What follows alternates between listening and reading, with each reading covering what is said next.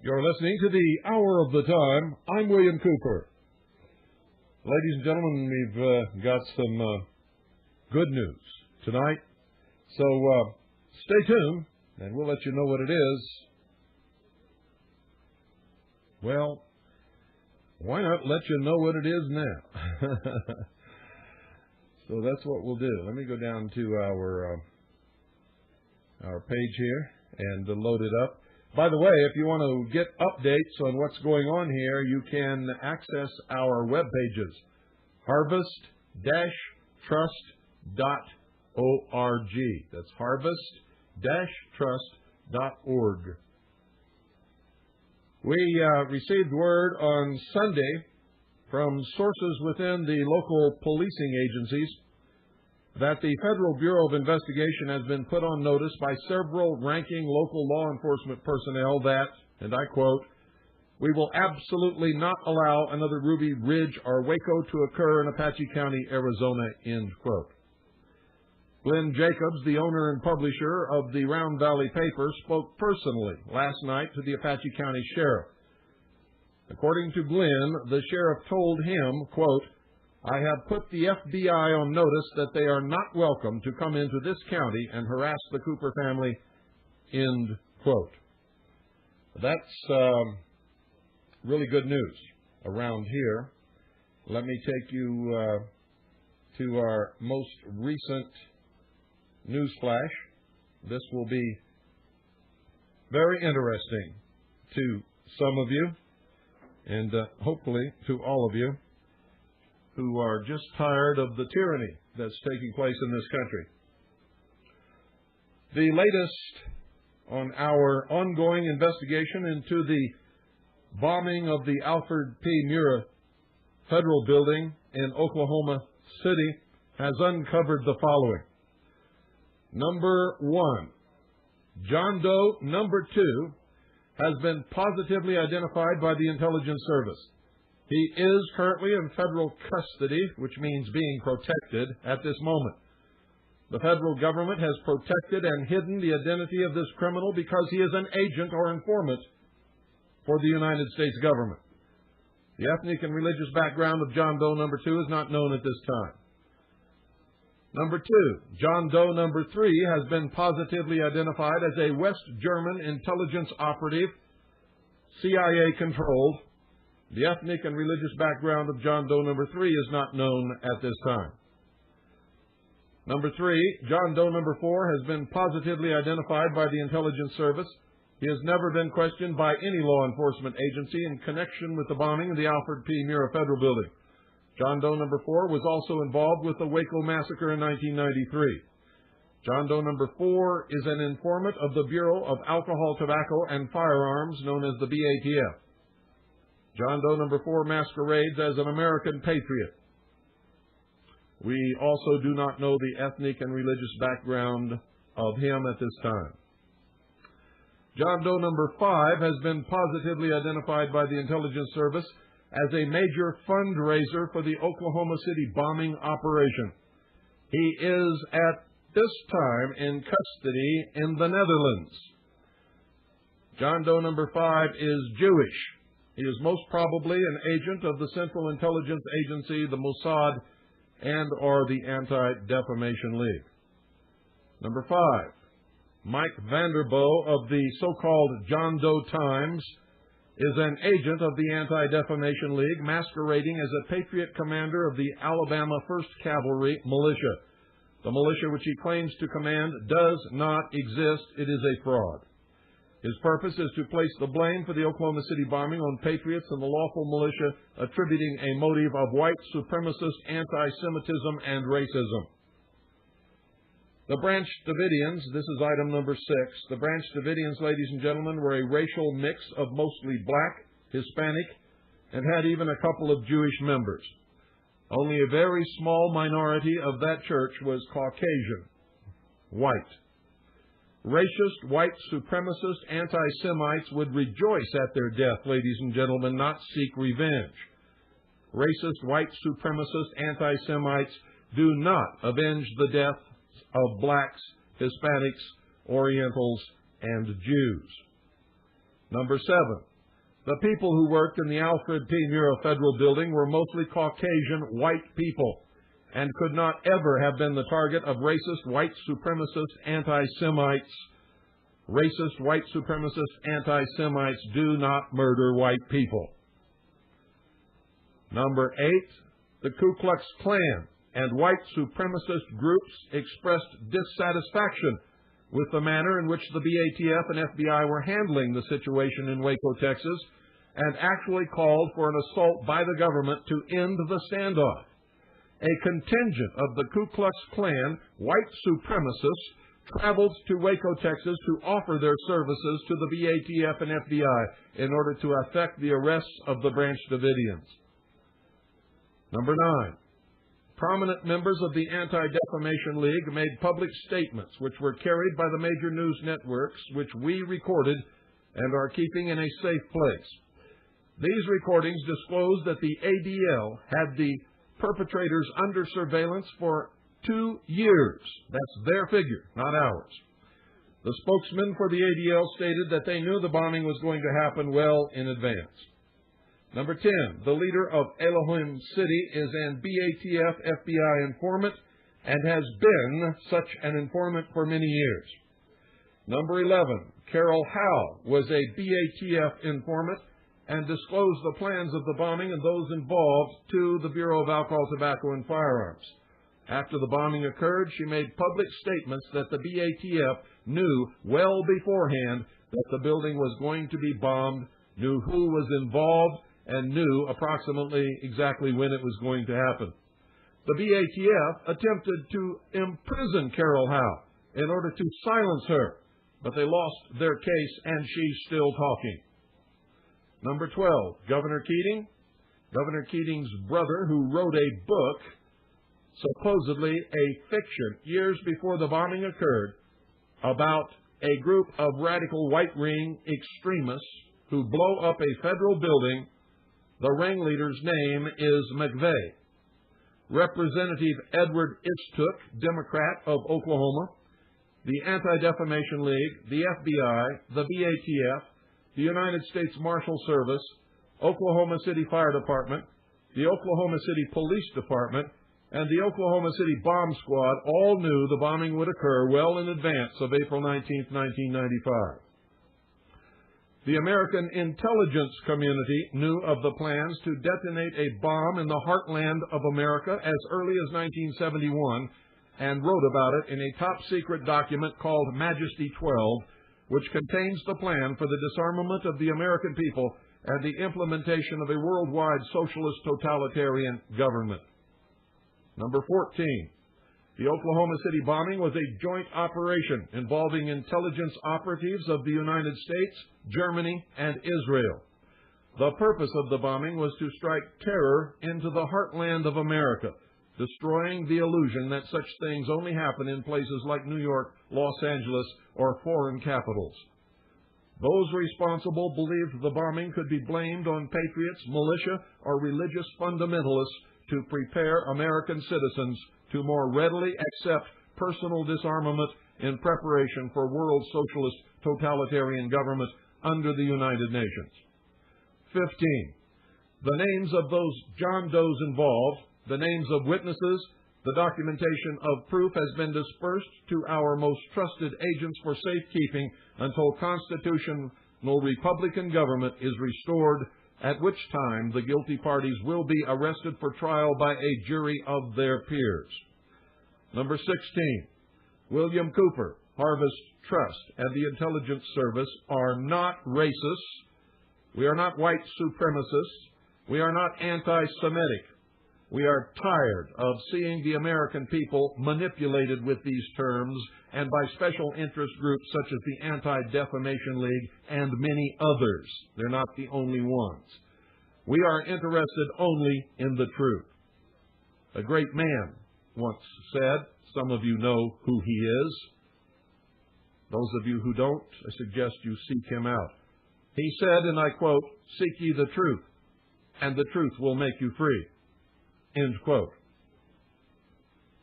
Stay tuned now for some fantastic information that I gave to those who attended our conference on May the 25th, 1998 at the Thunder Horse Ranch.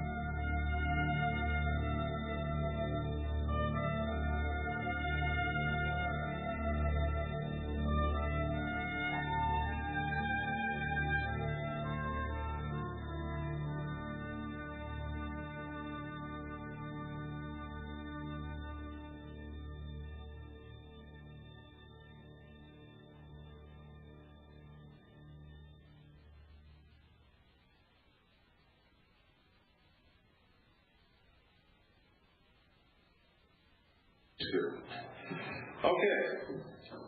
Now, this afternoon, you've got me. You know what that means? That means you're going to be taking copious notes and learning something. And what I'm going to teach you is some incredible information that some of you may know, most of you don't know even exists probably. And if you pay attention, we'll set you free.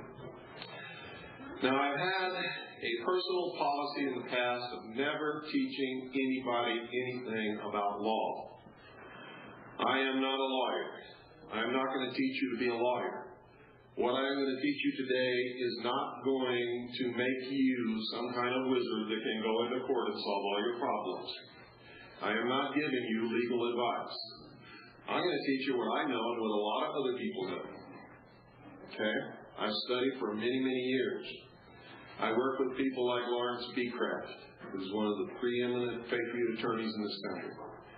I work with a lot of other people across the country who are digging, Dan Metter, for instance, who are digging to uncover the truth in the law instead of the deception that we are used to dealing with.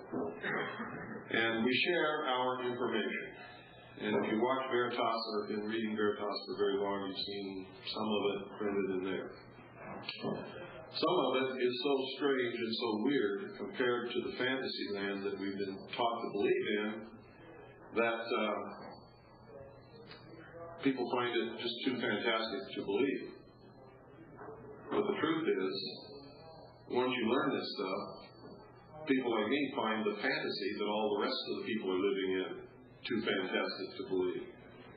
It's as if the human race really doesn't have a brain and is incapable of original thought, or deductive reasoning, or any kind of investigative or research ability, or else they just don't give a damn, and if they don't give a damn, they're going to get exactly what they deserve, which they're going to be, the end result of that is they're going to be once again enslaved as they were for most of human history. And I've got to turn this down again because you hear feedback? Yeah.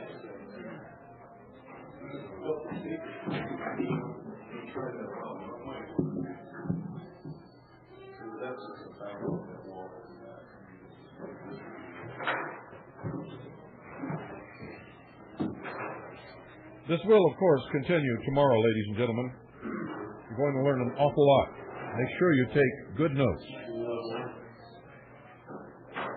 Try that. Testing. Can you still hear me? Hear feedback?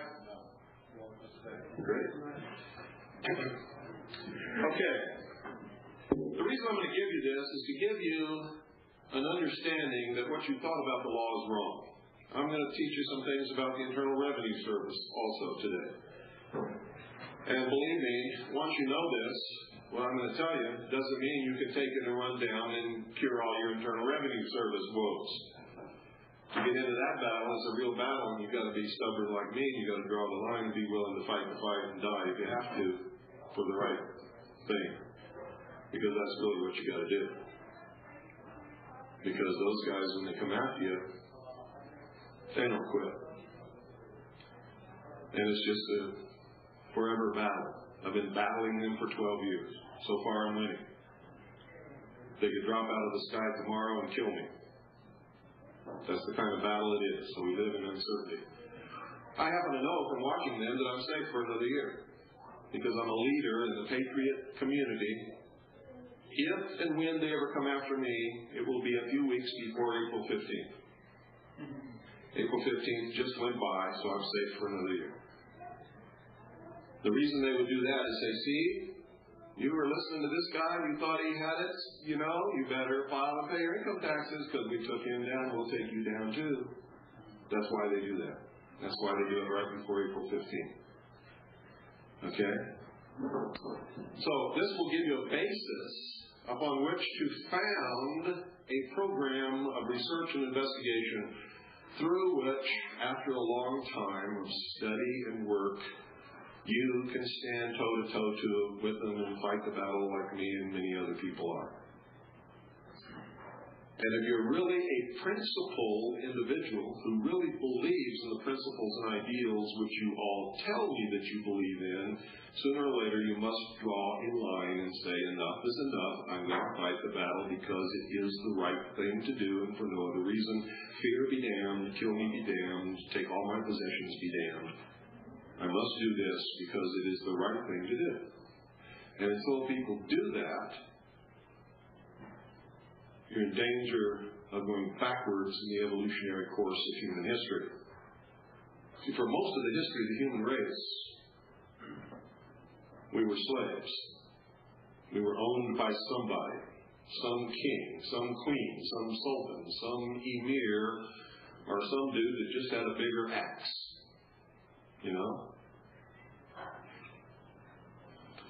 When they created the United States of America, it was the first time in the history of the entire human race that any people had ever been free.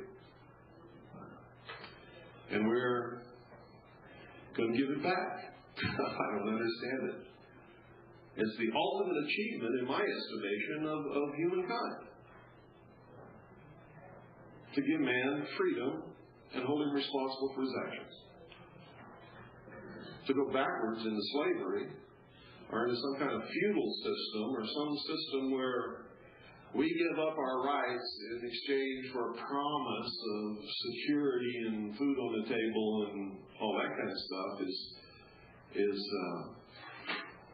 an admission of absolute incompetence on the road of life. It's an admission that we're not adults, we're children. It's an admission that we can't use our brain, that we don't deserve to be free. It's complete capitulation is what it is. Surrender to childhood. I've said this many times and I'll say it again. Most people, here's what they do. They spend the first 18 to 21 years of their life struggling against their parents to become free and responsible and strike out on their own. Right, Melissa? Melissa just graduated from high school. She can't wait to go to college and get out on her own. Now, here's what happens to most people. I'm not saying this is going to happen to you, Melissa. I don't know. You don't know yet either. But you're going to find out real quick, and so will everybody who's going to be watching you.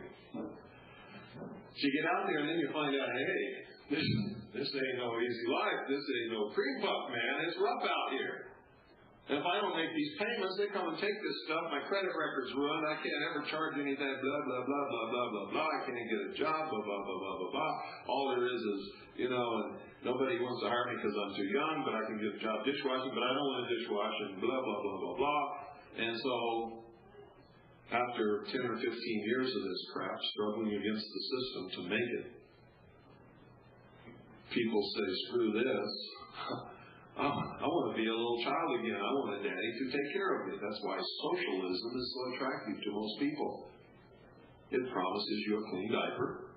It promises you a place to sleep. It promises you a bottle of milk, and you can suck on the nipple all you want to, and it will never go empty.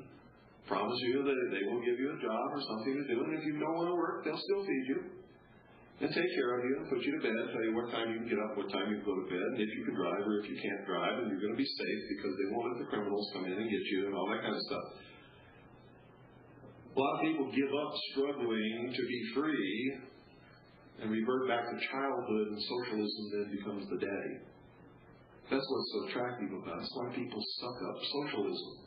It lets you be the child again that you left behind. So, way back there, along with my hair and Bob's hair. It's back there somewhere. Right, Bob?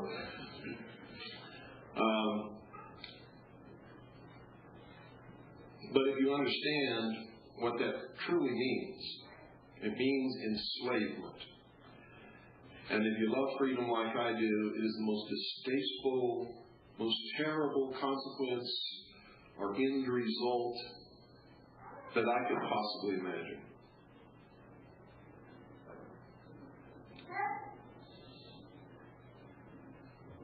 Because being a child under socialism is no different than being a child in a home where you couldn't choose your parents and they may not be good parents. And they can be good or bad at whim. And you have not responsibilities or rights, you have privileges. And Daddy can give you privileges or take them away anytime he wants. And if Daddy gets real mad at you, he can really abuse you, can't he? He can really beat your butt and send you to your room, kick your ass, and slam the door and lock you in the barn or wherever he wants to do. Because daddies can do that. And by and large, all governmental systems, no matter what they start out to be, disintegrate into tyranny. Because the governmental system will accumulate power as long as it can until it becomes omnipotent and you become the worm that means nothing. All governments will proceed in that direction until they're stopped or they decay and disintegrate. When the Founding Fathers established the United States of America, they put into place checks and balances, created a contract called the Constitution between the states and what they created, the federal government, that limited the powers of the federal government, protected the rights of the states and the people, and granted to government certain restricted, limited powers so that it could conduct its business for the general welfare and good of the states and of the people. It wasn't supposed to ever be what it is today. It has done what all governments do. It began ignoring its limitations, conning the people into believing that it has powers that it does not, exceeding its limitations, grabbing and bringing to it powers that it does not have and has never had. And I'm going to reveal some of that to you today so that hopefully you will be brought to a state of awareness and awakeness, and you can be a real people instead of what I call a sheeple. And if you go out the door, look just to the left outside the door, you'll see there's a bench or a couple of chairs there with some wool, sheep's hide on it. That's from last year. Some guys came, they were sheeple. When they left the wool behind and they became real people. And so it's on display for all to see. Okay. Now, we gave you a pad and we gave you a pen. And the reason we gave you that is so you will use it. So I want to see furious writing going on while I'm talking. Okay? In the United States, this is federal jurisdiction. And this is going to blow your mind. Everything I'm going to give you today is going to blow your mind, literally. Federal jurisdiction. By the way, this was written by Lawrence B. Kraft, a good friend of mine, and as I already told you, one of the preeminent patriot attorneys in this country. In the United States, there are two separate and distinct jurisdictions. One being that of the states within their own territorial boundaries, and the other being the federal jurisdiction. So the two jurisdictions are the states within their own territorial boundaries and the federal jurisdiction. Broadly speaking, state jurisdiction encompasses the legislative power to regulate, control, and govern real and personal property. Individuals and enterprises within the territorial limits of any given state. It's important that you understand that. Legislative power to regulate, control, and govern real and personal property, individuals, and enterprises within the territorial limits of any given state. In contrast, federal jurisdiction is extremely limited. Anyone who's ever read the Constitution cannot but be aware of that fact. With the same being exercised only in areas external to state legislative power and territory. Now, what did I just say? The federal government has no authority or jurisdiction within the territorial boundary of any of the several states of the Union. Then what are they doing there? They're exceeding their power, they're exceeding their jurisdiction, they are committing crimes. They're behaving in a criminal manner, operating under the color of law. They are outlaws. And I tell them that when I see them. You're an outlaw. You're nothing but a gangster. Oh, I'm just doing my job. No, you're not. You're an outlaw. Read this. And give them a copy of the Constitution. Go read it. Then you come back and tell me what you are. They never come back. Never. And they don't quit their job. You know why? Because they have a wife at home. You can't quit your job. You worked that job for 10 years. If you quit your job, you lose all the safety and security and medical benefits and all this, and I won't sleep with you ever again. Right? It's the truth. Part of the control mechanism is to teach women that men must provide them with security. If men can't do that, they're worthless. So they can't quit. Or they lose their family. They lose their children. They lose their wife. They lose their life. I'm not saying anything against women. Women are like the rest of us. We have all been brainwashed to fit the role of manipulated or manipulator within a control system. And we all function, for the most part, exactly like the little lemmings that they want us to be. Happens to be the truth. And it's spelled out real explicitly in chapter 1 of my book, Behold the Pale Horse, which is Silent Weapons for Quiet Wars. Talks about the family and the family structure and how it works to maintain the control mechanism for the state.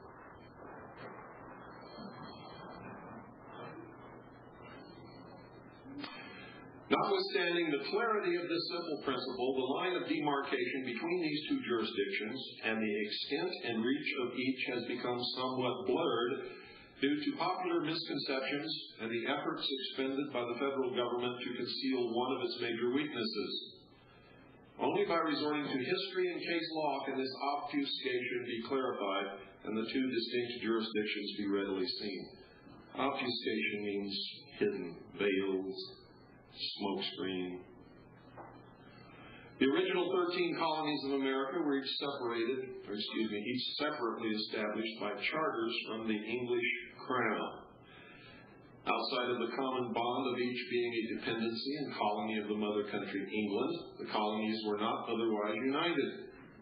Each had its own governor, legislative assembly and courts, and each was governed separately and independently by the English Parliament. Now, don't get the crown confused with the queen. Does anybody know the difference between the crown and the queen? What is it? The crown is in the middle of London, a little square. The crown is the 1 mile square Masonic entity which controls the Bank of England called the City of London. The queen is something entirely different. So what does that tell you? The ruler of the colonies was the Bank of England, a Masonic controlled organization. The political connections of the separate colonies to the English crown and Parliament descended into an rebellious state of affairs as the direct result of parliamentary acts adopted in the late 1760s and early 1770s. Due to the real and perceived dangers caused by these various acts, the First Continental Congress was convened by representatives of the several colonies on October of 1970. Due to the real and perceived dangers caused by these various acts, the First Continental Congress was convened by representatives of the several colonies on October of 1974. In October of 1774. And his purpose was to submit a petition of grievances to the British Parliament and Crown. It really served quite a different purpose, though, didn't it? Because what did it produce? What did they produce from that? Anybody ever hear the Declaration of Independence? By the declaration and resolves of the First Continental Congress, dated October 14, 1774, the colonial representatives labeled these parliamentary acts of which they complained as impolitic, unjust, and cruel, as well as unconstitutional and most dangerous and destructive of American rights.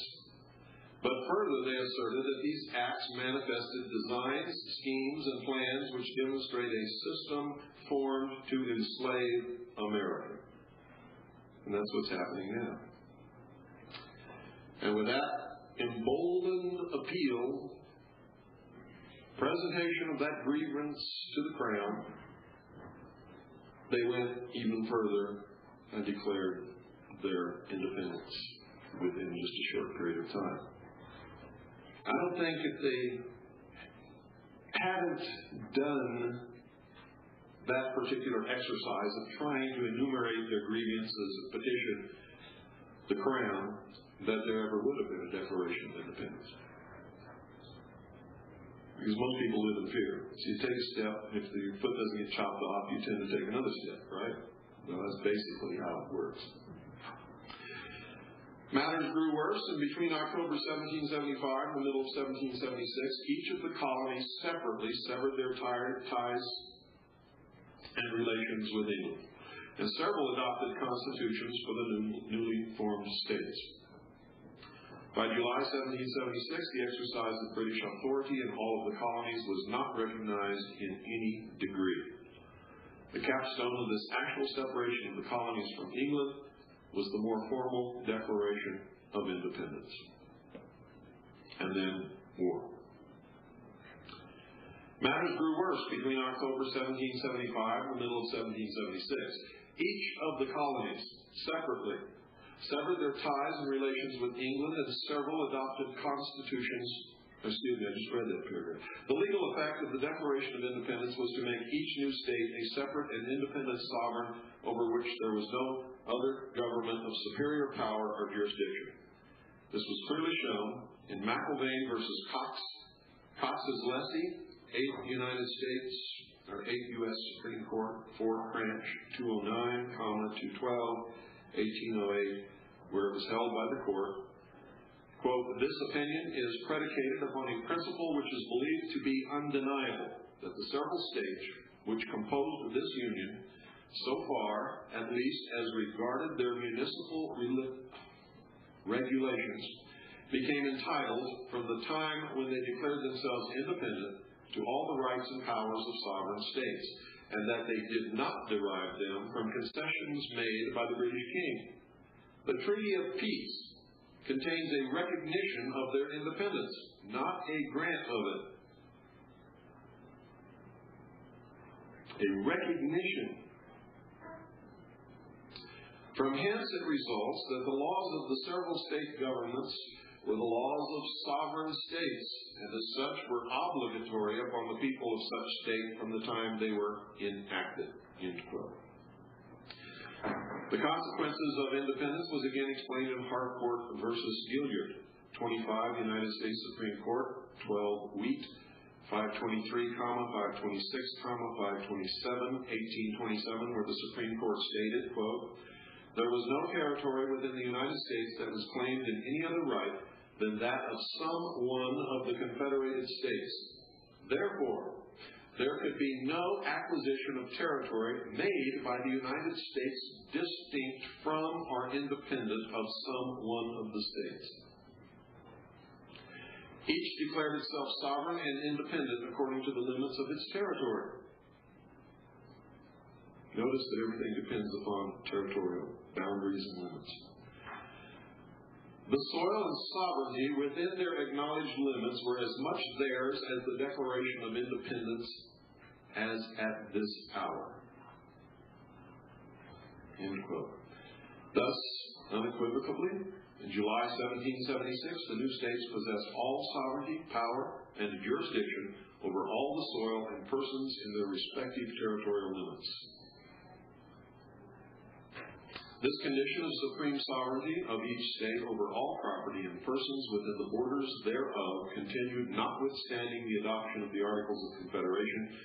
Article 2 of that document declared, quote, Article 2, each state retains its sovereignty, freedom, and independence, and every power, jurisdiction, and right which is not by this Confederation expressly delegated to the United States in Congress assembled, end quote. Do you know the difference between an act of Congress and an act of an act in Congress assembled? Anybody know the difference between an act of Congress and an act produced in Congress assembled? Yes. It's the way it's recorded in the Federal Register? Well, it's one thing, but that's not the real major difference, no. An act of Congress does not apply to the states or the citizens of the states. An act produced in Congress assembled applies to the states and to anybody engaged in any activity over which the federal government has been given limited power by the Constitution of the United States of America.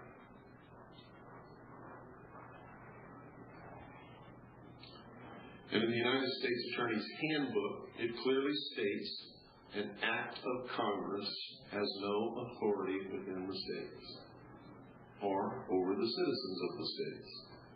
Does not apply.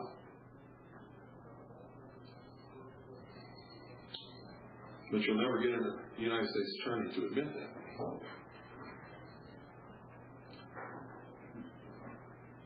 As the history of the Confederation government demonstrated, each state was indeed sovereign and independent to such a degree that it made the central government created by the Confederation fairly ineffectual. These defects of the Confederation government strained the relations between and among the states, and the remedy became the calling of a constitutional convention. But you see, even Larry can make mistakes because that's not the truth.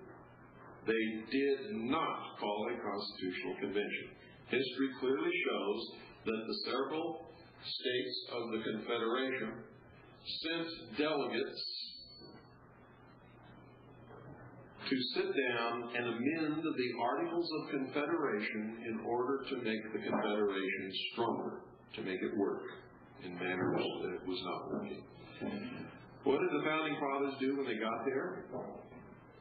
They took a vote, and since they had a majority, and since they were sitting, they threw out what their states had sent them to do and did something that they were not empowered to do.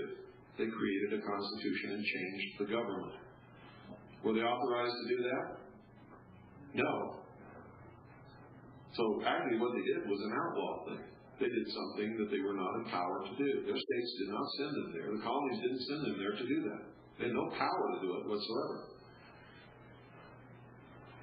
How many of you heard of recently the attempt to create a conference of the states in the last several years? Raise your hands. What they were trying to do was the same thing the Founding Fathers did. They wanted to get a majority of the states to send representatives to the conference of the states where they would, by majority vote, create a new government and throw the Constitution in the trash can. That's what that was all about. They were trying to duplicate what the Founding Fathers did when they created this country, founded upon the Constitution. Since they were not empowered to do that, and since the Constitution does not abrogate or destroy or amend or abolish the Articles of Confederation, the Articles of Confederation are still part of the law in this country. How many of you knew that?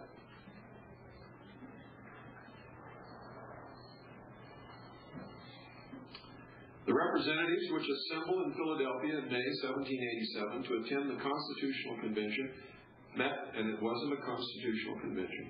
It was a convention convened to find out remedies to amend the Articles of Confederation and make the Confederation work and cure the problems which they perceived that it had.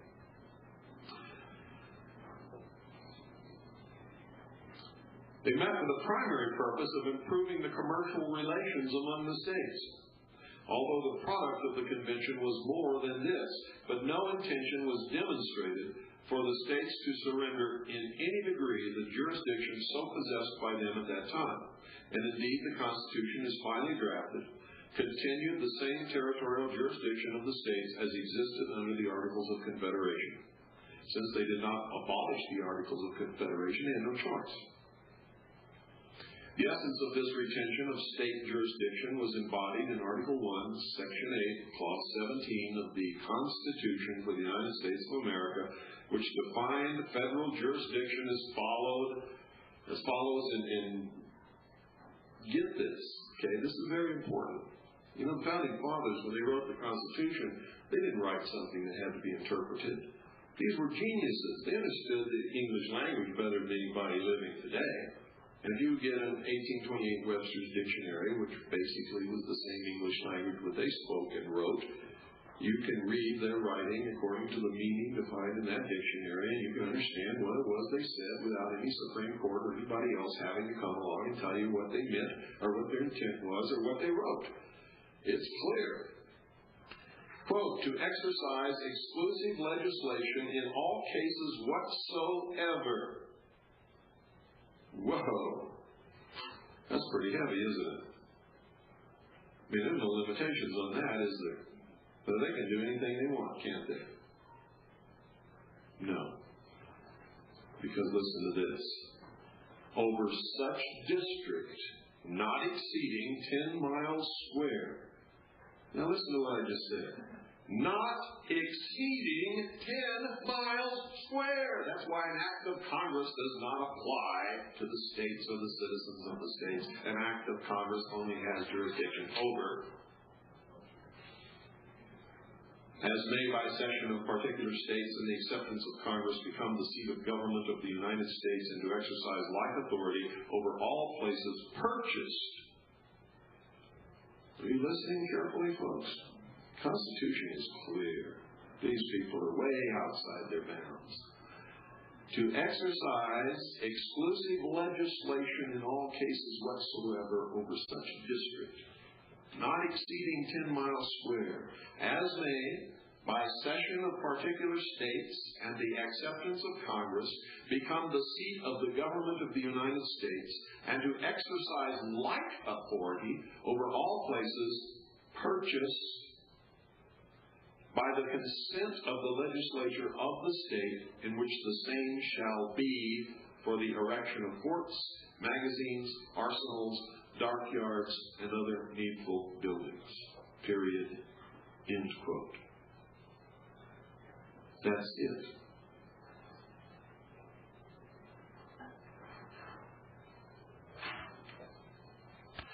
The reason for the inclusion of this clause in the Constitution is obvious. Under the Articles of Confederation, the states retained full and complete jurisdiction over lands and persons within their borders. The Congress, under the Articles of Confederation, was merely a body which represented and acted as agents of the separate states for external affairs, and it had no jurisdiction within the states, period. This defect in the Articles made the Confederation Congress totally dependent upon any given state for protection, and this dependency did, in fact, cause embarrassment for that Congress and for the Confederation as a whole. During the Revolutionary War, while the Congress met in Philadelphia, a body of mutineers from the Continental Army surrounded the Congress and chastised and insulted its members. The governments of both Philadelphia and Pennsylvania proved themselves powerless to remedy this situation, so Congress was forced to flee, first to Princeton, New Jersey, and finally to Annapolis, Maryland. Thus, this clause was inserted into the Constitution to give jurisdiction to Congress over its capital and such other places which Congress might purchase for forts, magazines, arsenals, and other needful buildings wherein the state ceded jurisdiction of such lands to the federal government. Now, what does that mean?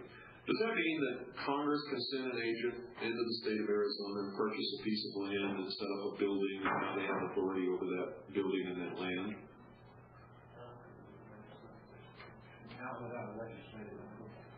Not without the legislative body of the state of Arizona ceding the land to the federal government. Now, how are they ignoring that? Should come immediately to all of your minds.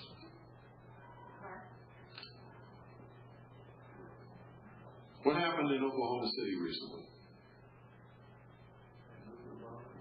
A federal building blew up, didn't it? Did the United States have authority or jurisdiction over that property? Why not? Because even today, they can't find any evidence that the legislature of the state of Oklahoma ceded that property to the federal government. In that case, does the federal government have jurisdiction to try Timothy McVeigh and Terry Nichols? No. It was a state matter, state jurisdiction, state venue from beginning to end. So they have succeeded in exceeding the limitations, lawful limitations of the Constitution. Haven't they? What else did they do that was unconstitutional? The venue. What did they do? They moved the trial to Colorado. What does the Constitution say?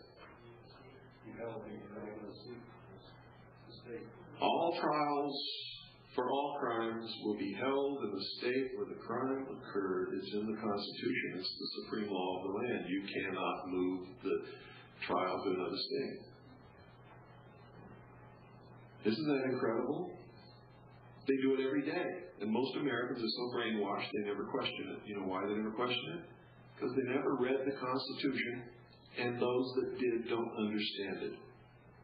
They've been taught that it was written by a bunch of doddering old men over 200 years ago who don't understand the complexities of the modern age, and that for some reason they weren't writing in English, so what they wrote, we should not be able to understand, must be interpreted for us. Bullshit. Total crap. It's a lie.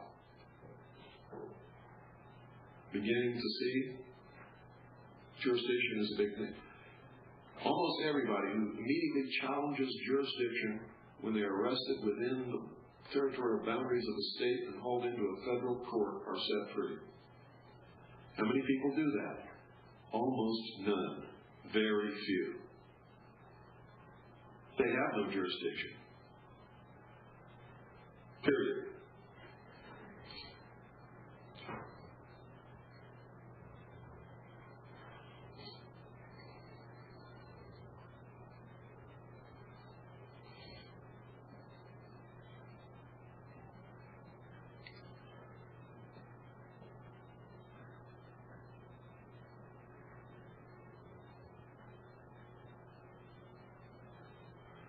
Other than in these areas, the clause of the Constitution did not operate to cede further jurisdiction to the federal government, and jurisdiction over those areas which had not been so ceded remained within the states. And still to this day, without a legislative act of the legislature of the state, they don't have any. While there had been no real provisions in the Articles which permitted the Confederation Congress to acquire property and possess exclusive jurisdiction over the property, the above clause filled an essential need by permitting the federal government to acquire land for the seat of government and other purposes from certain of the states. These lands were deemed essential to enable the United States to perform the powers delegated by the Constitution, and a cession of lands by any particular state would grant exclusive jurisdiction of them to Congress. Perhaps the best explanations for this clause in the Constitution were set forth in essay number 43 of the Federalist. Quote, "The indispensable necessity of complete authority at the seat of government carries its own evidence with it. It is a power exercised by every legislature of the Union, I might say of the world, by virtue of its general supremacy. Without it, not only the public authority might be insulted and its procedures interrupted with impunity, but a dependence of the members of the general government on the state comprehending the seat of the government for protection and the exercise of their duty might bring on the national councils an imputation of awe or influence equally dishonorable to the government and dissatisfaction to the other members of the Confederacy. This consideration has the more weight as the gradual accumulation of public improvements at the stationary residence of the government would be both too great a public pledge to be left in the hands of a single state, and would create so many obstacles to a removal of the government as still further to abridge its necessary independence. The extent of this federal district is sufficiently circumscribed to satisfy every jealousy of an opposite nature. And, as it is to be appropriated to this use with the consent of the state ceding it, as the state will no doubt provide in the compact for the rights and the consent of the citizens inhabiting it, as the inhabitants will find sufficient inducements of interest to become willing parties to the cession, as they will have had their voice in the election of the government, which is to exercise authority over them as a municipal legislature for local purposes derived from their own suffrages, will of course be allowed them, and as the authority of the legislature of the state and of the inhabitants of the ceded part of it to concur in the session will be derived from the whole people of the state in their adoption of the Constitution, every imaginable objection seems to be obviated. The necessity of a like authority over forts, magazines, etc., established by the general government is not less evident. The public money expended on such places and the public property deposited in them require that they should be exempt from the authority of the particular state. Nor would it be proper for the places on which the security of the entire Union may depend to be in any degree dependent on a particular member of it. All objections and scruples are here also obviated by requiring the concurrence of the states concerned in every such establishment." End quote. We will continue with this same lecture tomorrow on the hour of the time. Good night, folks. God bless each and every single one of you. And may God save this great republic.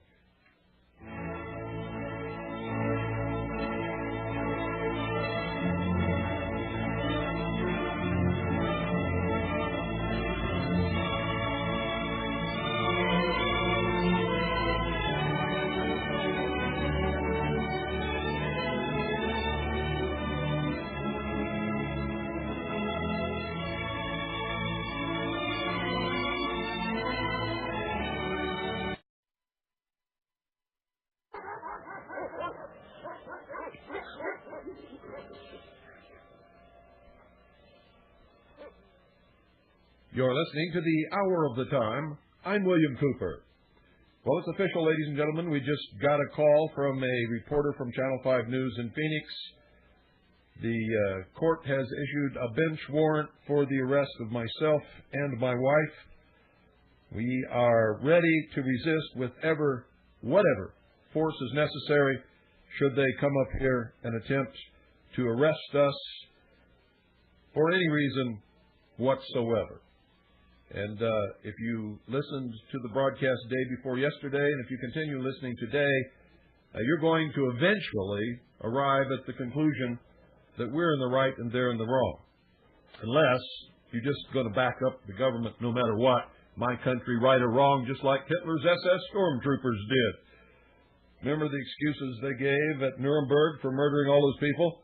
Oh, they were just backing their government, just following orders, just doing what they were supposed to do as good little Nazi German citizens. Not me, folks.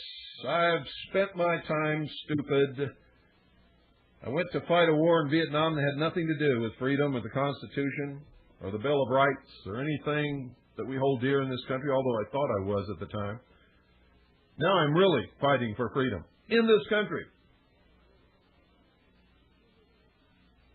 It makes me feel damn good. So, make sure you take notes, listen closely.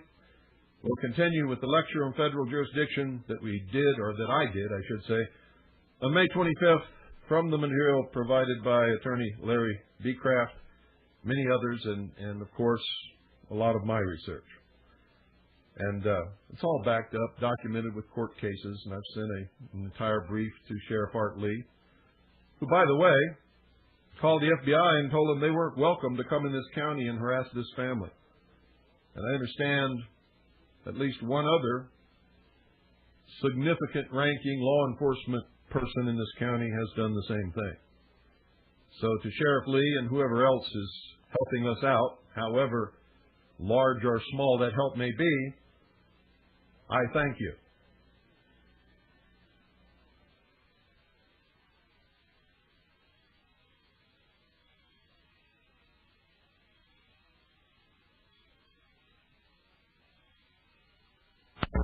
Have had many opportunities to construe and apply this clause of the Constitution. The essence of all these decisions manifests a legal principle that the states of this nation have exclusive jurisdiction of property and persons located within their borders, excluding such lands and persons residing thereon which have been ceded to the United States.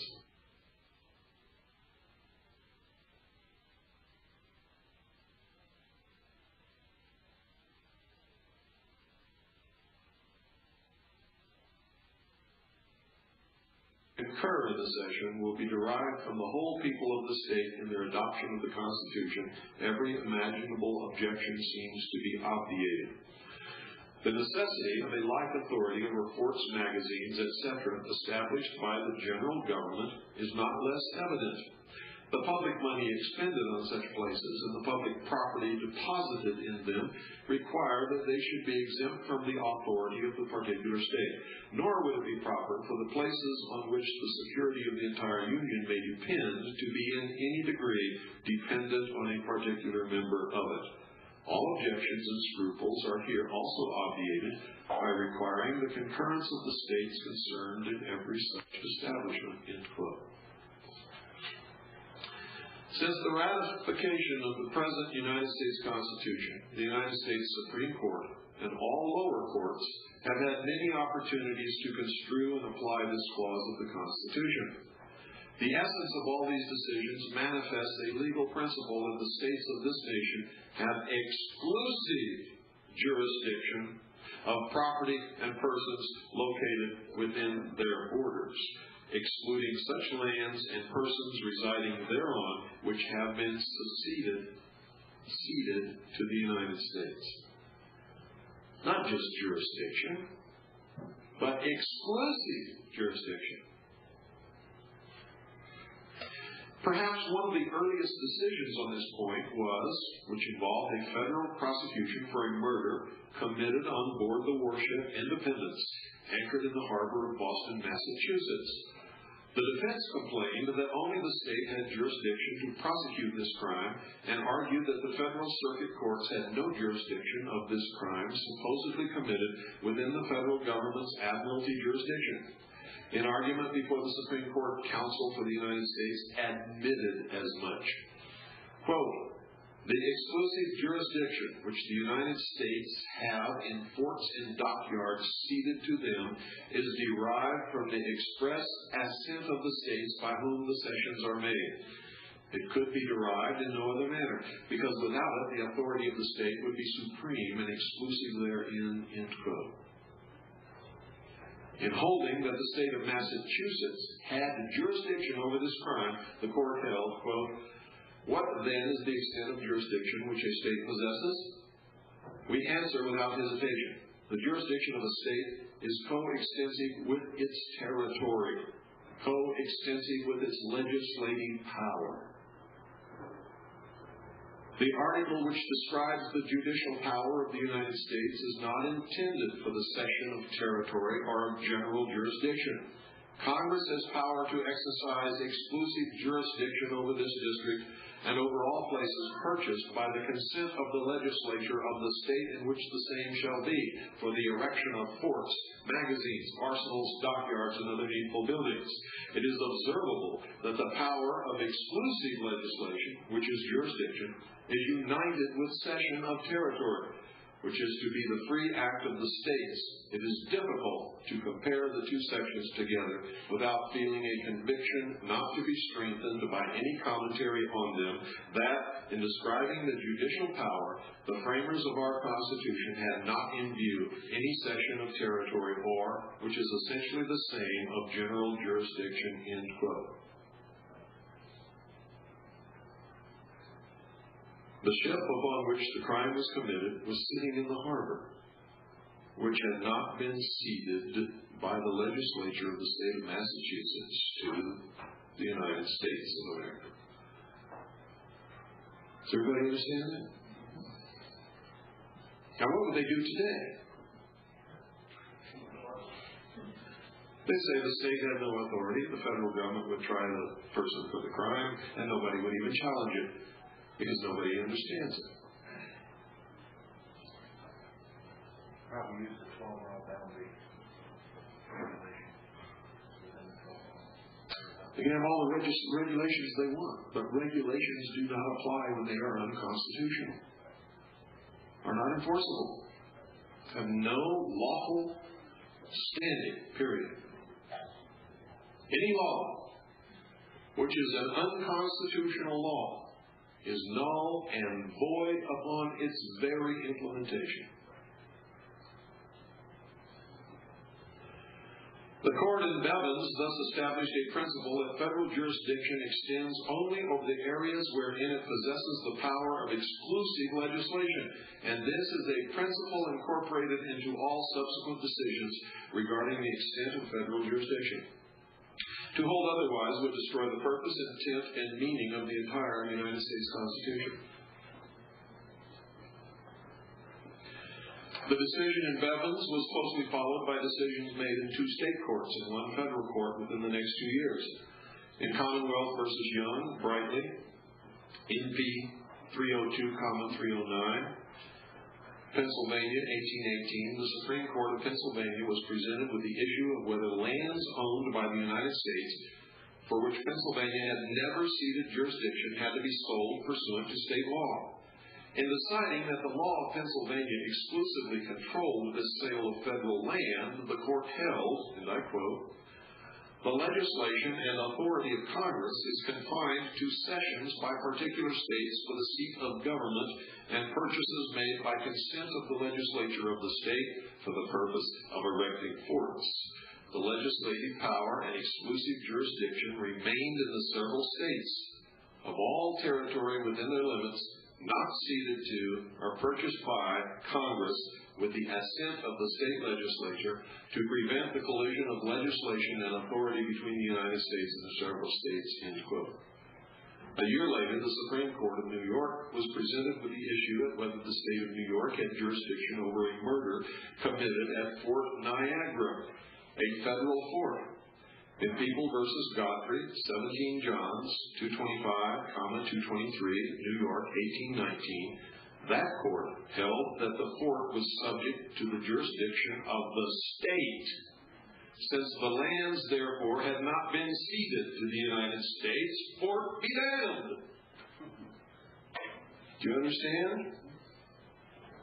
They're pulling a scam job on us, big time.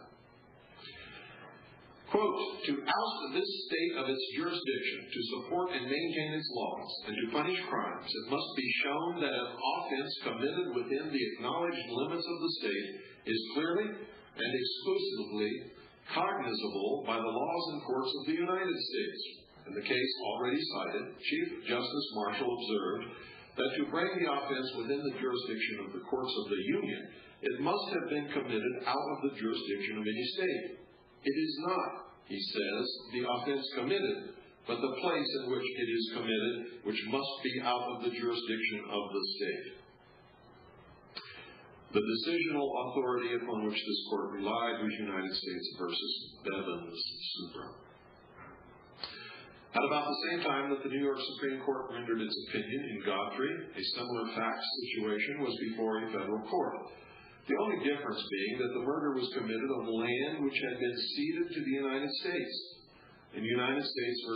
Cornell, 25, Fed Case 646, 648, number 14,867, C.D.R.I. 1819, the court held that the case fell within federal jurisdiction.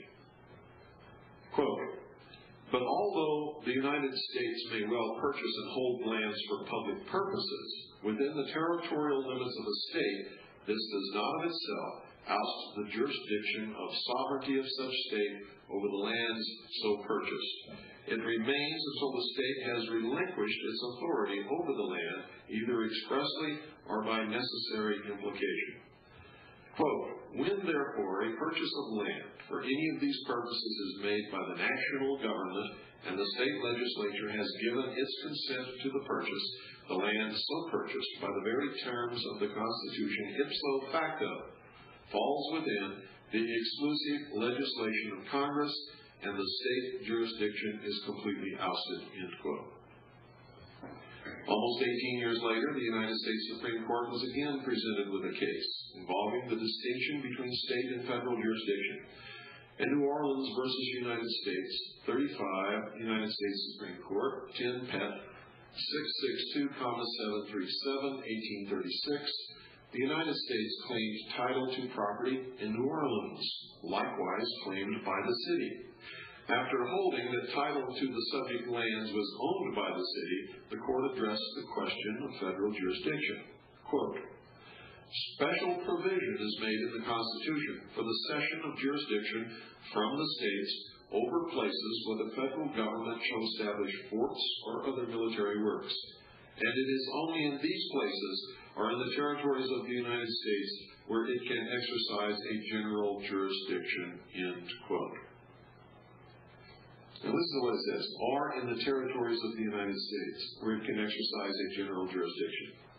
You know why people allow United States Marshals to come and do their work within the state, or to come and arrest citizens of the state? Because we were all brainwashed that they have the authority to go anywhere and do anything by the tales and the stories and the history of the old marshals in the territorial West. What do we see in the movies? Wyatt Earp, United States Marshal. Come to get your boy. I ain't going, Marshal. Draw, are you villain? Right? That's why we don't think twice when the United States Marshal comes to our door and serves us with a paper, or arrests us, or carts off our property, our levies, and seizes, or anything else, do they have the right to do that? Can they do it? No, not if you know the law and understand it. You can throw the sucker in prison because he's operating under the color of law as an outlaw. Outside the law, he is breaking the law. Or she, as the case may be. They're criminals. Now, they don't know that because they were hired to do a job. When they got hired to do the job, did somebody give them a constitution and sit them down and teach them this stuff? No. They sat them down, told them what they wanted to do, and said that if they didn't do it, they'd get poor performance marks or they'd be fired, right? And so these poor fools are just like the rest of us poor fools. They're just going around being manipulated, committing crimes against their fellow citizens because they think they're doing their job. And when you question what they're doing, they think you're the nut. Because their supervisor would never tell them to do something unlawful, would they? Would they? No. No, sir, they wouldn't do that, would they?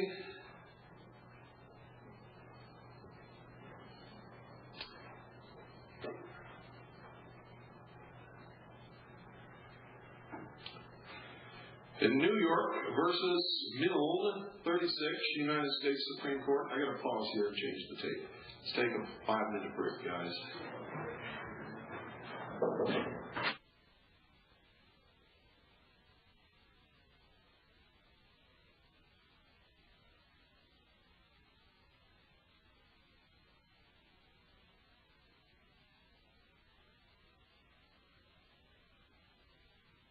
Case 11, Pat 102, 1837. The question before the court involved an attempt by the city of New York to assess penalties against the master of a ship for his failure to make a report regarding the persons his ship brought to New York, as against the master's contention that the act was unconstitutional, and that New York had no jurisdiction in the matter the court held. Quote, if we look at the place of its operation, we find it to be within the territory, and, therefore, within the jurisdiction of New York. If we look at the person on whom it operates, he is found within the same territory and jurisdiction. End quote. And again, quote, same court ruling. They are these, that a state has the same undeniable and unlimited jurisdiction over all persons and things within its territorial limits as any foreign nation, where that jurisdiction is not surrendered or restrained by the Constitution of the United States. You realize what this says? This rogue federal agent who is committing criminal acts within the territorial jurisdiction of the state is what? He's under state jurisdiction, isn't he? He can be arrested by the county sheriff or the city police, or if your state has a state police or highway patrol or whatever you call it, tried, convicted, and thrown in prison. And the federal government can't save him.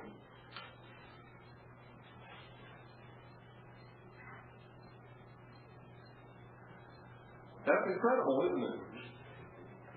Are these speakers working? Huh? Doesn't sound like it, does it? Testing. Not working. What happened? Anybody turn anything off over there? Yes. Oh, my God. Will you guys not mess with the electrical connections, please?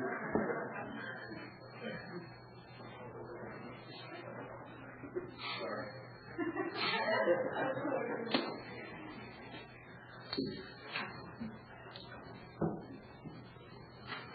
It's always Bob. Trying to do good for somebody, you're good for somebody else. I know. Whenever somebody comes and tells me they're going to do something for my own good, I run as fast as I can. Please don't do anything for my own good.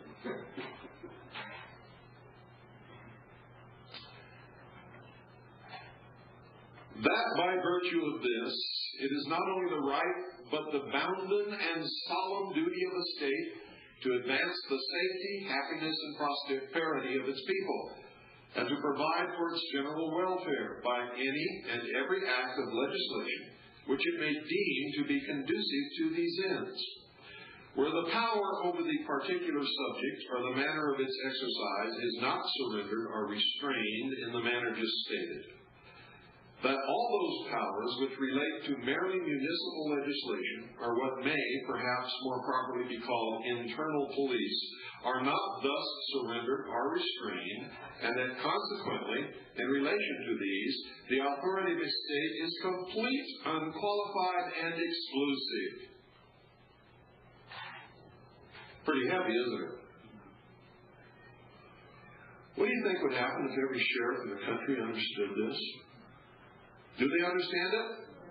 Why don't they understand it? Who has the answer to that? Because the sheriff is you, isn't he? Is the sheriff trained in law? I'll tell you what, if he was, we'd be in even more trouble, because they don't teach this in law schools either.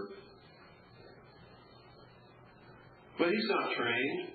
He doesn't study this. Who is the sheriff? In every county in this country, who is the sheriff? He's Joe Blow citizen, just like people sitting in this room and people walking around out there ignorant who gets elected to the position.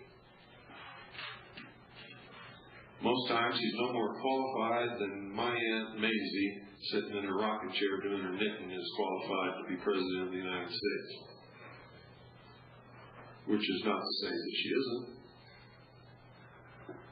But there's no proof that she is. I can tell you this, I wouldn't want her to be, because I know her.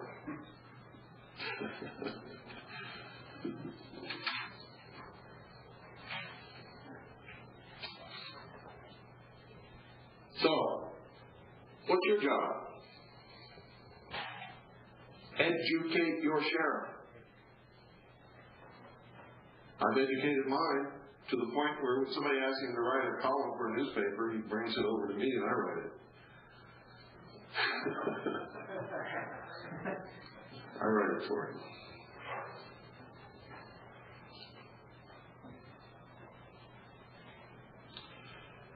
Some 8 years later, the question of federal jurisdiction was once again before the court. This case involved a real property title dispute with one of the parties claiming a right to the contested property via a U.S. patent. Did you ever hear of a U.S. patent? How many of you have a U.S. patent on your property? Nobody? You do? Would you explain to them what a U.S. patent is? You're talking about the land patent? Mm-hmm. I heard about a lot of this stuff. And what I had done is I sent this through internet, BLM, on a BLM patent. It cost me $2.68 to get 2 certified copies. Now, I haven't followed through all the way, but the land patent is for 160 acres, and all I have to do is pull my part out at 160 acres, and this will give me clear allodial title. And no one has claimed to it. In fact, what I did, I went one step further. I went down to the bank. I told him I'm getting a little bit of title on my property. I said, will you give me a loan on it? He said, probably not. You know why? He can't foreclose on it. Because if you default, they can't come and foreclose on it. The county can't tax it. The city can't tax it. They can't tell you what you can build or can't build on it. They can't zone it. They can't screw with you if you have a patent on your land.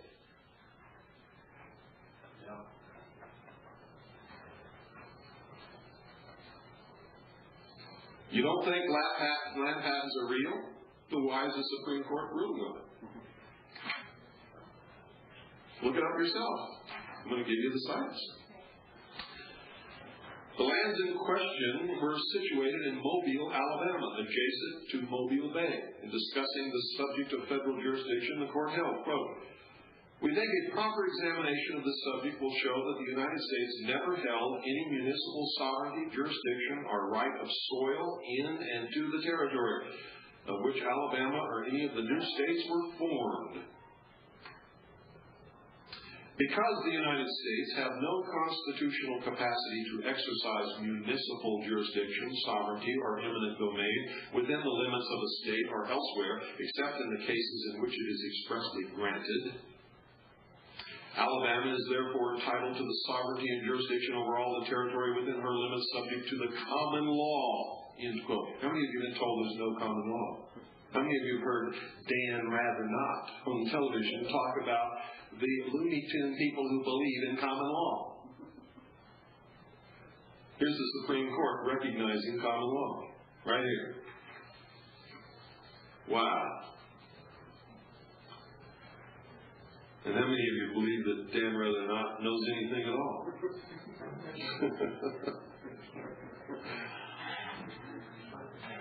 The single most important case regarding the subject of federal jurisdiction appears to be, which sets forth the law on this point fully.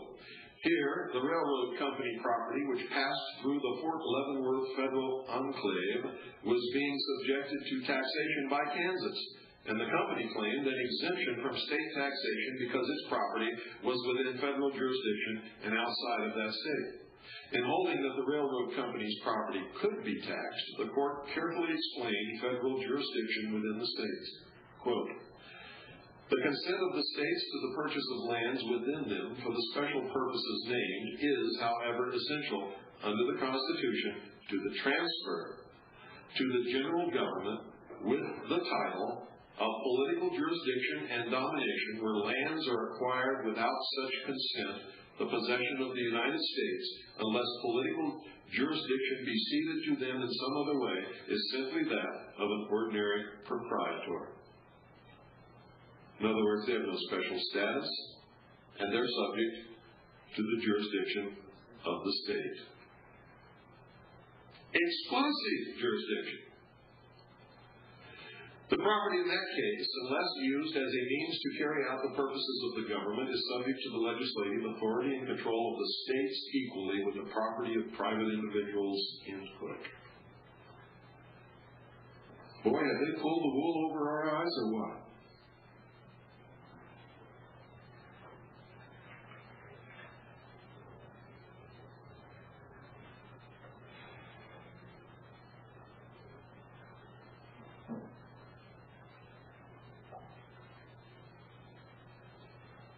Thus, the cases decided within the 19th century clearly disclose the extent and scope of both state and federal jurisdiction. In essence, these cases, among many others, hold that the jurisdiction of any particular state is coextensive with its borders or territory, and all persons and property located or found therein are subject to that jurisdiction. This jurisdiction is superior. Federal jurisdiction results from a conveyance of state jurisdiction to the federal government for lands owned or otherwise possessed by the federal government, and thus federal jurisdiction is extremely limited in nature. There is no federal jurisdiction if there be no grant or cession of jurisdiction by the state to the federal government. Therefore, federal territorial jurisdiction exists only in Washington, D.C., the federal enclaves within the states, and the territories and insular possessions of the United States, period.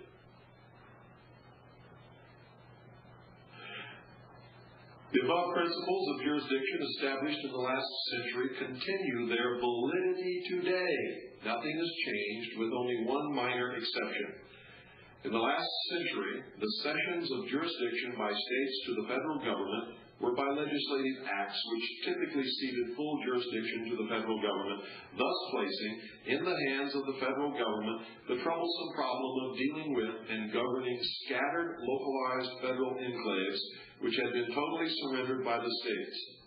With the advent of this century, of large federal works projects and national parks, the problems regarding management of these areas by the federal government were magnified. During the last century, it was thought that if a state ceded jurisdiction to the federal government, the cession granted full and complete jurisdiction. But with the ever-increasing number of separate tracts of land falling within the jurisdiction of the federal government in this century, it was obviously determined by both federal and state public officials that the states should retain greater control over these ceded lands, and the courts have acknowledged the constitutionality of varying degrees of state jurisdiction and control over lands so ceded. You guys thought I was going to tell you that the government had more power, did you? They have even less. It's not bad news, it's good news. One of the first cases to acknowledge the proposition that a state could retain some jurisdiction over property ceded to the federal government was Surplus Trading Company versus Cook, 281 United States Supreme Court, 647, 50, S period, CT period, 455, 1930. Here, a state attempts to assess an ad valorem tax on Army blankets located within a federal Army camp was found invalid and beyond the state's jurisdiction. But in regards to the proposition that a state could make a qualified cession of jurisdiction to the federal government, the court held, quote, "The state undoubtedly may cede her jurisdiction to the United States and may make the cession either absolute or qualified, as to her may appear desirable, provided the qualification is consistent with the purposes for which the reservation is maintained and is accepted by the United States. And where such a cession is made and accepted, it will be determinative of the jurisdiction of both the United States and the state within the reservation," end quote. How could they rule otherwise? It's a contract, and the Constitution protects the right of contract. So anything which is contracted between the state and the United States regarding a cession of land and contracting limited jurisdiction must stand, or the right of contract can't stand.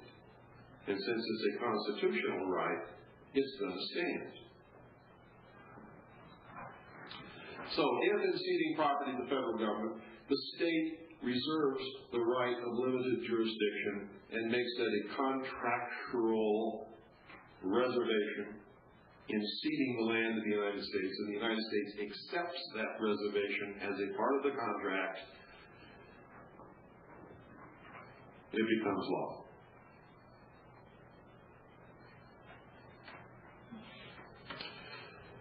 Two cases decided in 1937 by the United States Supreme Court further clarify the constitutionality of a reservation of partial state jurisdiction over lands ceded to the jurisdiction of the United States. In James versus Dravo Contracting Company, 302 United States Supreme Court, 134, 58 S period CT period 208, 1937, the state of West Virginia sought to impose a tax upon the gross receipts of the company arising from a contract which it had made with the United States to build some dams. One of the issues involved in this case was the validity of the state tax imposed on the receipts derived by the company from work performed on lands to which the state had ceded, quote, current, end quote, jurisdiction to the United States. The court held that a state could reserve and qualify any cession of jurisdiction for lands owned by the United States. Since the state had done so here, the court upheld this part of the challenged tax, notwithstanding a partial cession of jurisdiction to the United States. A similar result occurred in Silas Mason Company versus Tax Commission of the State of Washington, 302 United States Supreme Court, 186, 58 S period CP period 233, 1937. Here the United States was undertaking the construction of several dams on the Columbia River in Washington and had purchased the lands necessary for the project. Silas Mason obtained a contract to build a part of the Grand Coulee Dam, but filed suit challenging the Washington income tax when that state sought to impose that tax on the contract proceeds. Mason's argument that the federal government had exclusive jurisdiction over both the lands and its contract was not upheld by either the Supreme Court of Washington or the United States Supreme Court. The latter court held that none of the lands owned by the United States were within its jurisdiction, and thus Washington clearly had jurisdiction to oppose the challenged tax. See also Wilson versus Cox, 327 United States Supreme Court, 474, 66 S period CT period 663, 1946. Some few years later, in 1943, the Supreme Court was again presented with similar taxation and jurisdiction issues. The facts in these two cases were identical with the exception that one clearly involved land ceded to the jurisdiction of the United States. This single difference caused directly opposite results in both cases. In, the question involved the applicability of state law to a contract entered into and performed on a federal enclave to which jurisdiction had been ceded to the United States. During World War II, California passed a law setting a minimum price for the sale of milk. And this law imposed penalties for sales made below the regulated price. Do you understand what I'm talking about here? They're making rulings of jurisdiction on things called involving the price of milk, and today they're putting people in prison where they clearly have no jurisdiction whatsoever for, things that are just incredible. Here, Pacific Coast Dairy consummated a contract on Moffett Field, a federal enclave within the exclusive jurisdiction of the United States, to sell milk to such a federal facility at below the regulated price. When this occurred, California sought to impose a penalty for what it perceived as a violation of state law. But the U.S. Supreme Court refused to permit the enforcement of the California law, holding that the contract was made and performed in a territory outside the jurisdiction of California and within the jurisdiction of the United States, a place where this law did not apply. Thus, in this case, the existence of federal jurisdiction was the foundation for the decision.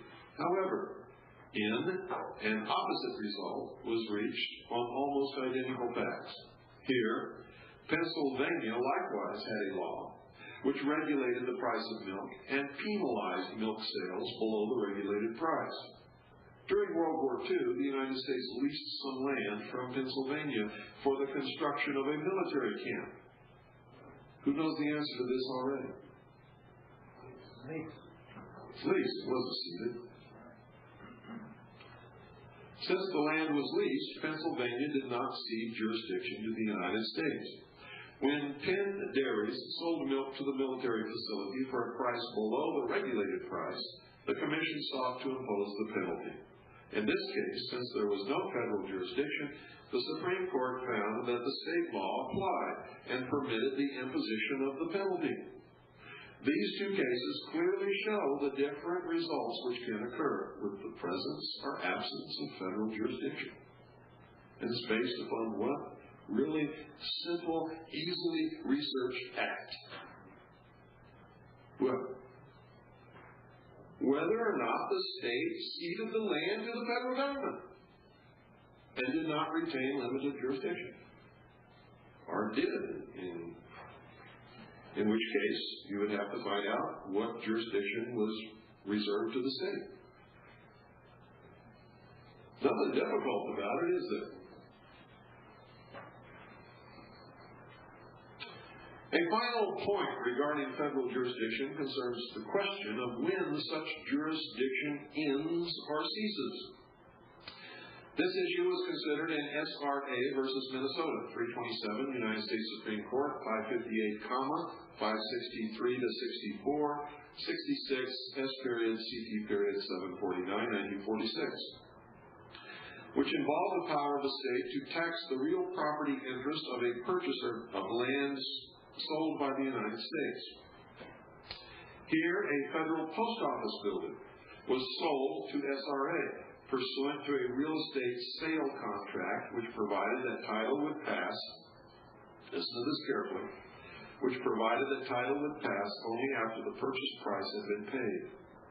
In refuting the argument of SRA that the ad valorem tax on its equitable interest in the property was really an unlawful tax on United States property, the court held, quote, in the absence of some provisions, a transfer of property held by the United States under state sessions pursuant to Article 1, Section 8, Clause 17 of the Constitution would leave numerous isolated islands of federal jurisdiction, unless the unrestricted transfer of the property to private hands is fought without more to revest sovereignty in the states, as the purpose of Clause 17 was to give control over the sites of governmental operations to the United States when such control was deemed essential for federal activities.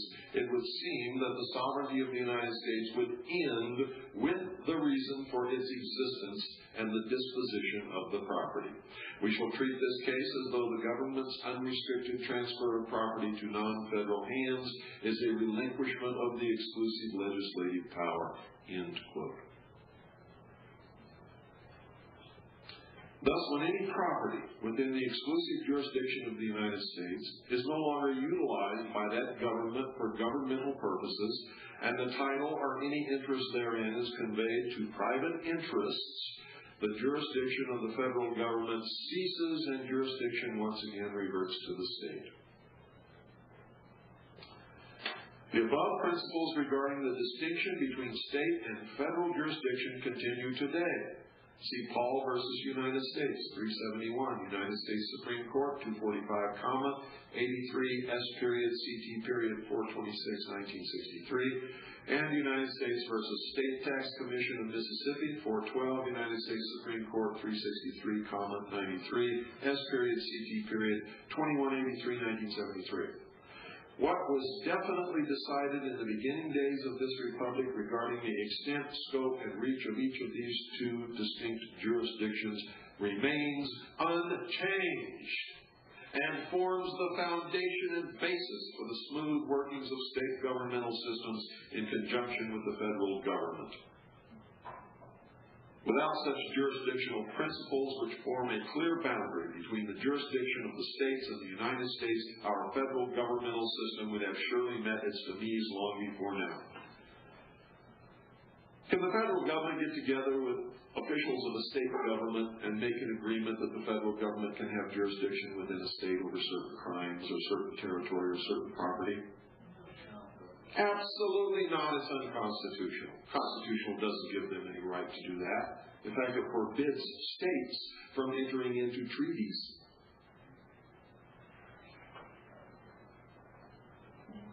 No, they can't do it, not without amending the Constitution.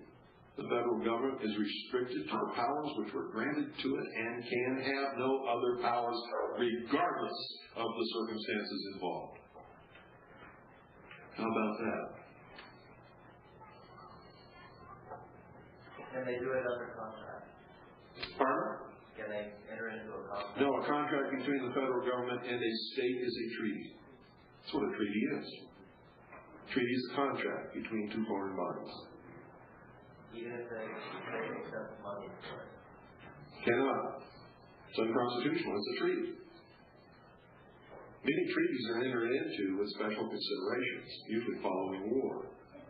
You give us $200 million in gold, we'll agree not to come over and squish your people. It's a treaty. Contract between states is a treaty. Pure and simple. The states are forbidden to enter into treaties. So, the agreement between the Internal Revenue Service and the individual several states are unconstitutional and unlawful. The federal government cannot enter into the state to tax the citizens of the state's income. Besides that, I don't know anybody that has an income anyway. You know what created the state income tax? Based upon the Code of Federal Regulations, Title 26. An agreement entered into between the federal government and the state, whereby the state agreed to allow the federal government to require its employees who live within the several states to file and pay income tax. Did you know that? It's the truth. If the federal income tax is unlawful and unconstitutional when applied to the citizens of the states, so is, by virtue of that agreement, the state income tax. Since they use the same regulations anyway, and they were not created or passed into law by the state legislature, it's unconstitutional. And I mean unconstitutional from the Constitution of the state. That's exactly what they did. They piggybacked the federal regulations onto the state citizens in every state where there's a state income tax. Why would it become law under common law since it existed for more than 7 years to become law? No, because it's based upon a treaty which is unconstitutional. Anything that's unconstitutional is null and void from its very inception. Has no force of law, except with stupid people who do it anyway. Right, Gary? That's right. Once it's wrong, always it's wrong. Does everybody understand? Now you go back and you try to tell people this, they're going to laugh at you and say, well, they wouldn't do that if it was unconstitutional. And sure, yeah, that's what they said in Germany when Hitler came along and did all his stuff. Well, Hitler wouldn't do it if it wasn't good for all of us, all of Germany. We may be Jews, and he's just doing this, to get the crime off the streets, and pretty soon everything's going to be fine. Was it? Is it? No. They wouldn't do that, would they?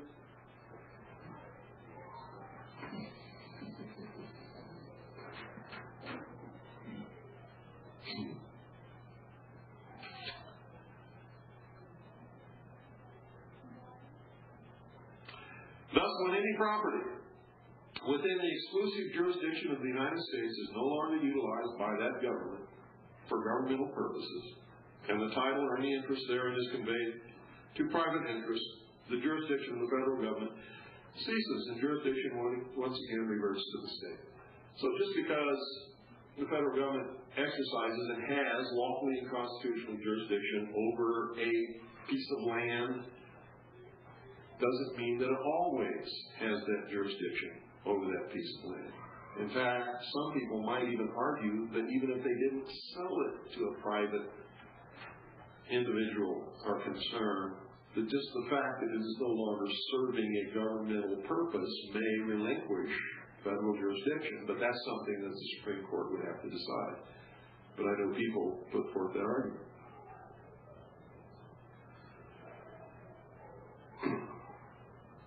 These principles regarding the distinction between state and federal jurisdiction continue today. In summary, the jurisdiction of the states is essentially the same as they possessed when they were leagued together under the Articles of Confederation. The Constitution didn't change a thing. Neither has any case law or anything that has happened since. There have been no amendments to the Constitution to change it either. The Confederated States possessed absolute, listen to what I said, absolute, that means without reservation, without challenge, without any hope of any kind of anybody else being able to come along and say, hey, I got a piece of that action. Absolute, complete, and full jurisdiction over property and persons located within their borders.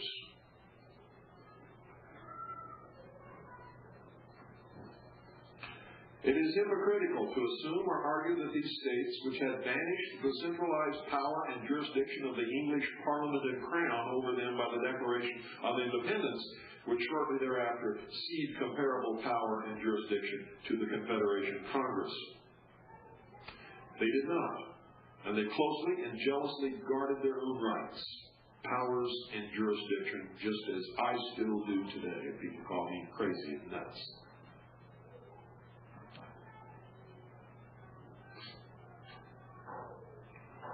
When the Articles were replaced by the Constitution, the intent and purpose of the states was to retain their same powers and jurisdiction, with a small concession of jurisdiction to the United States of lands found essential for the operation of that government.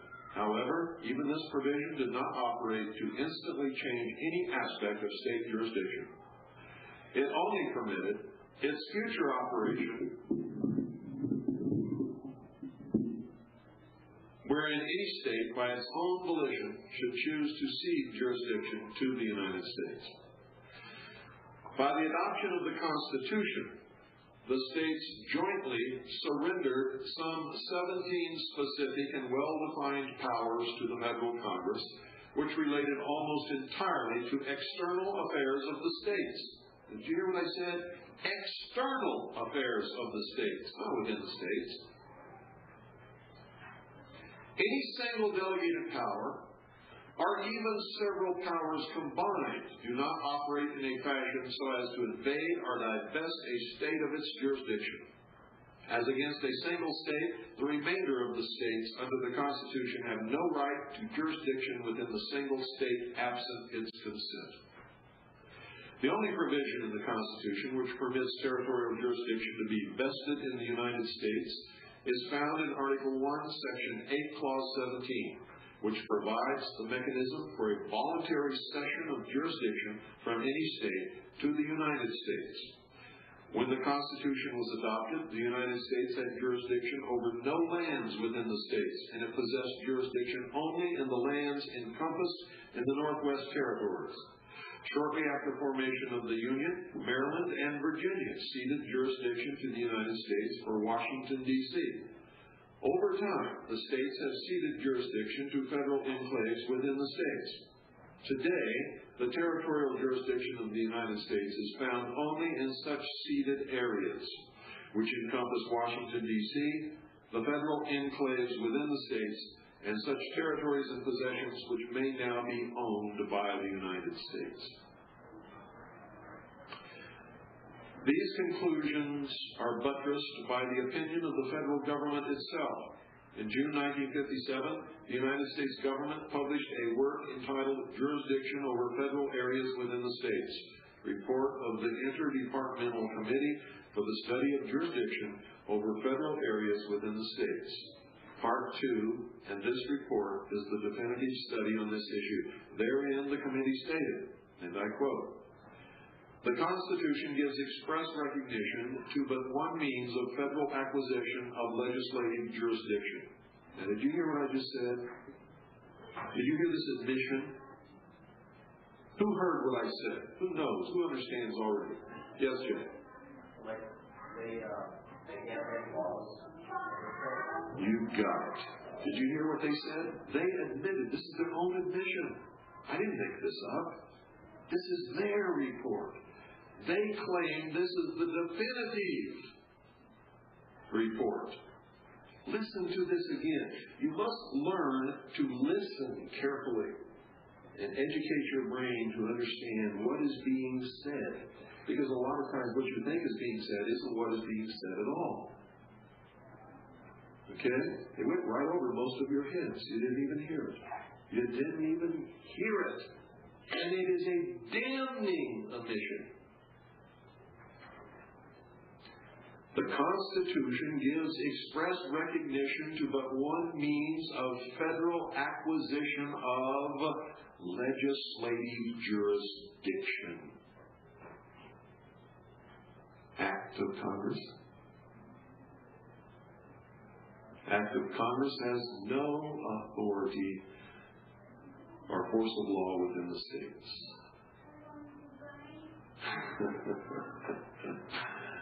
How about that? How many of you are going around paying fees and getting licenses and obeying rules that were made law by Act of Congress?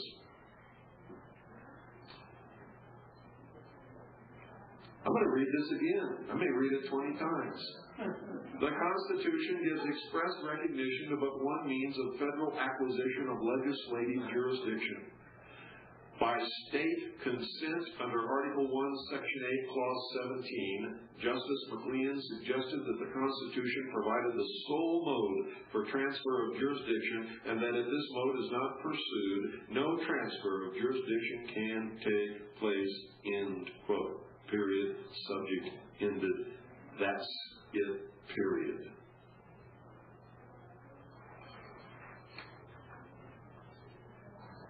People come to me and say, "Well, I don't know how you did it, but you're going to jail." They might kill me, folks, but I ain't going to jail. Because I know and understand the law.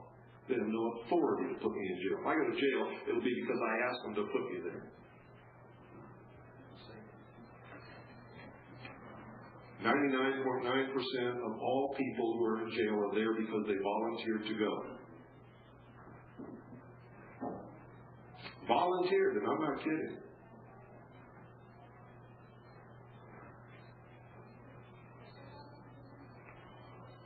And the very real possibility they might kill me is why you see me wearing a gun all the time. And why we have Crusher. Which, by the way, for those of you who don't know Crusher, he's the dog over there, the black dog outside our cabin. Don't mess with him, he will kill you. If you mess with one of us and he's not on that chain, he will kill you. Because that's what he's been trained to do. Well, ladies and gentlemen, that's it for today's broadcast. In case you didn't catch the beginning of the broadcast, Federal District Court Judge Irwin today in Phoenix, Arizona, issued a bench warrant for the arrest of me, William Cooper, and my wife, Annie Cooper, because we did not show up in his courtroom on a summons that was never served upon us. His bench warrant is unconstitutional, unlawful, and illegal. Federal courts disobey the law all the time. Not only that, the United States District Court has no jurisdiction within the territorial boundaries of the state of Arizona over any of the person's properties or business within those boundaries except on land ceded by the state legislature to the federal government. Good night, folks. We'll be right here. And should anybody come and attempt to arrest us, we will use whatever force necessary to defeat them and to prevail. We are the constituted, unorganized militia, and we will enforce the laws of the Union. Good night, and God bless each and every single one of you.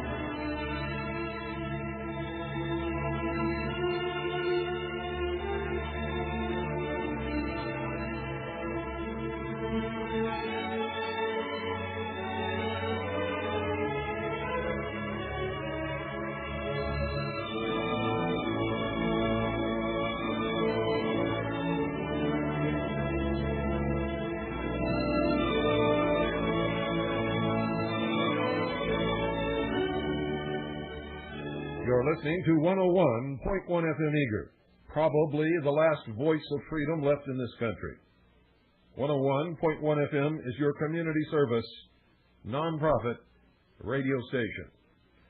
While we're standing here fighting for freedom, fighting in defense of the Constitution, and for all of the rights of the American citizens, what are you doing for your community?